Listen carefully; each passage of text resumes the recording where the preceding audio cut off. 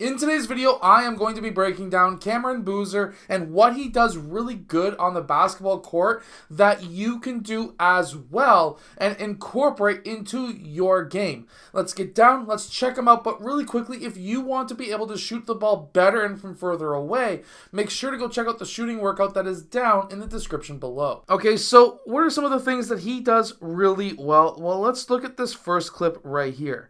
And I just want to say, if I can call something a flop, that is definitely 100% a flop. But after bodying this guy into flopping, Cameron Boozer's able to turn quickly into a shot. Now, let's just really break this down because it's actually not that bad. First of all, he doesn't get fazed by some dummy who's trying to flop, but watch what his footwork is after this. He's able to reverse pivot out, goes right, left, right. Now, this is actually very important because he doesn't technically gather the ball until right there on his left foot. Now, this is very important because some players will actually put their hand under the ball at this point. And what I mean by this point is right here where Cameron Boozer's foot just leaves the ground. The left foot leaves the ground. Let's see if I can pause it. Perfect. Now, this hand is not technically completely under the ball, and of course there is the midline right there, and if I can zoom in to draw just a little bit better of a midline, that would be the midline right there. Now, is a referee going to be calling this a gather on this foot? Because remember, in the States, they're only allowed to have one step. If he was to go left and then right again, as he did, this would be a second step and would be a travel on most, or at least in most states, under their NFHS rule book. However, most referees will not call this. They do not see it in time, and they are now looking at this next frame right here. The left foot is the pivot foot. At this point, he could technically choose either foot. He chooses the left foot because he brings that right foot back. Anytime you can go left and then right when you pull that right foot back, that allows you, if you are a right-handed shooter as Cameron Boozer is, that allows you to get your right side in line. And he definitely has massive hands because those hands are covering that ball completely. Sometimes you can see a player with their hand more on top of the ball. That's why this shot looks kind of weird at this point. There's not much space between the two thumbs. However, I will give it an okay, mainly because his hands are huge. And yes, the shot does go in. Now, anytime a player dominates as much as Cameron Boozer does right here, I really gotta say that he's built his body up to be super strong. Obviously, he's a lot taller than most players. However, he's done a lot of work in the weight room to get as strong as possible. Everyone on the basketball court is small to him. And seeing a move like this really does prove my point. Now, how does this move actually work? Well, let's watch. So, he gathers the ball technically at this point. The palm is under the ball. He takes his first step and his second step and goes for the layup. Are they going to be calling this a travel?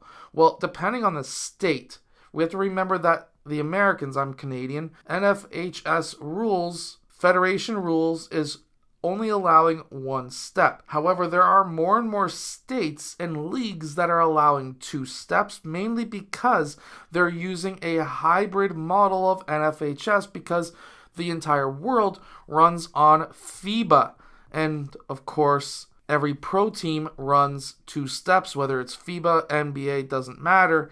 Even the NCAA the referees are allowing more and more two steps, which means that this is no longer being called a travel, even though that is technically a travel under FIBA rules, and he got the and one call. To do a high gather, as we see right here, it has to be done on your first step, high gather over top of the defender. Second step is the finish at the rim. Now, this is exactly why you want to be able to go into the weight room and get as strong as possible. No, it's not going to mess your shot up, but watch what Cameron Boozer does in this clip.